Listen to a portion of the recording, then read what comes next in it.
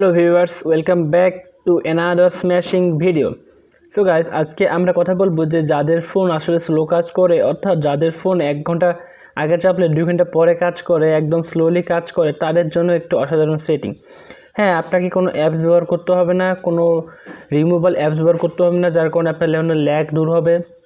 কিচ্ছু করতে হবে না, সিম্পলি আপনার ফোনে থাকা এই সেটিং বাটনটির মাধ্যমে আপনি সব কিছু সমাধান করতে পারবেন।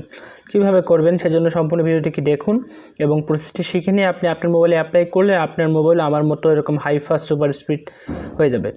সেজন্য আপনাকে অবশ্যই আপনার প্রথমে চলে যেতে হবে আপনার মোবাইলের সেটিং অপশনে যাবেন। যাওয়ার পর নিচের দিকে স্ক্রল আপ করবেন।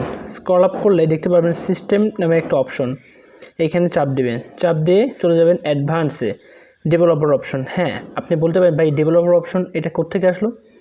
হ্যাঁ, আপনাকে বলে দিচ্ছি, এই অপশনটা আপনাকে অন করতে হবে। অন করার জন্য অবশ্যই আপনাকে চলে যেতে হবে আপনার ফোনের অ্যাবাউটে যেয়ে নিচের দিকে চলে যায় সফটওয়্যার ভার্সন 1 2 3 4 5 6 7 3-4 বার চাপ দেবে। এখানে দেখাবে no need, you are already developer. আর আপনি যদি অপশন অন করা না থাকে তাহলে আপনাকে ডেভেলপার অপশনটি দেখিয়ে দেবে। তারপর যদি খুঁজে না পান তাহলে অবশ্যই আপনি সিস্টেমে যাবেন, এরকম সার্চ অপশনে লিখবেন ডেভেলপার অপশন, আপনাকে সিম্পলি সেটা খুঁজে দেওয়া হবে।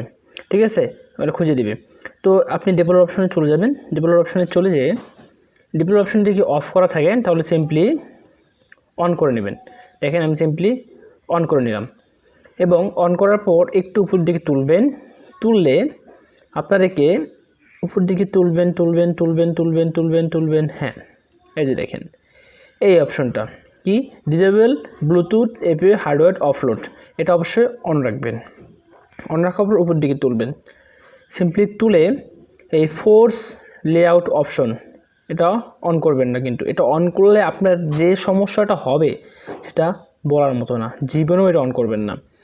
আরেকটা জিনিস, আপনার উইন্ডোড অ্যানিমেটেড স্কেল অলওয়েজ 1.x এ করে রাখবেন। অনেকের 1.5x থাকে, 1.5x থাকে, অলওয়েজ সবগুলো 1.x এবং 1.x করে রাখবেন। আর যদি অ্যানিমেশন অফ করে রাখেন তাহলে সবচেয়ে বেটার হয়, কিন্তু আমি বলি অ্যানিমেশনটা একটু রাখবেন, কারণ অনেক কিছুর ক্ষেত্রে অ্যানিমেশনটা প্রয়োজন হয়। যারা একটু টুকিটাকি অ্যাপসের কাজ করেন তারা অবশ্যই অ্যানিমেশনটা প্রয়োজন হবে। তারপর আপনার ডিপিআই, এই যে ডিপি স্মলেস্ট উইথ, এটা যত বেশি রাখবেন তত আপনার ফোন ফাস্ট কাজ করবে। তবে একটা সমস্যা হচ্ছে কি, এটা যদি আপনি 700-র বেশি রাখেন তাহলে আপনার ফোনের জন্য আবার সমস্যা। সেজন্য সবচেয়ে বেশি ব্যবহার করবেন 500, না হলে 600। আমি প্রেফার করি 550-র মধ্যে ইউজ করা, আর আমি আমার ফোনে অলওয়েজ 500 ইউজ করি। আরেকটা অপশন গাইস, এই জিপিইউ রেন্ডারিং, এটা অলওয়েজ অন রাখবেন।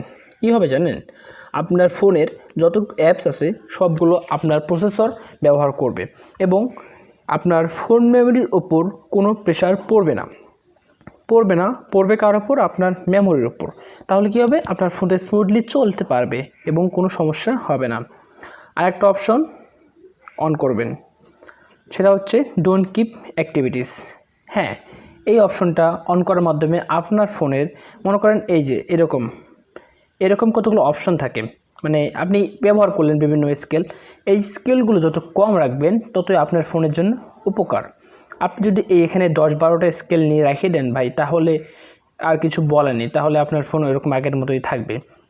সো আমার লাগে, যেহেতু আমি আপনার জন্য ভিডিও বানাই, একটা সিস্টেম থেকে একটা সিস্টেমে যে কাজ করতে হয় তাই আমার প্রয়োজন হয়। তো আপনার যদি প্রয়োজন না হয় অবশ্যই এটা অন করে রাখবেন। আমি অফ করে রাখলাম। সো গাইস, এইটুকুই ছিল। আর এই সেটিংগুলো ইউজ করলেই আশা করি আপনার ফোনের আর কোনো সমস্যাই হবে না। আর একটা কথা গাইস, অবশ্যই যদি আপনার 4GB র্যামের ফোন না হয়ে থাকে এবং 4GB র্যামের ফোন ছাড়াও কীভাবে আপনার ফোনের র্যাম 4GB করবেন সেই রিলেটেড ভিডিও পেতে চান তাহলে অবশ্যই সাবস্ক্রাইব করে রাখুন। আমি আমার নেক্সট টপিকে ওই বিষয়ের উপর ভিডিও বানাবো। So guys, tata, bye bye and till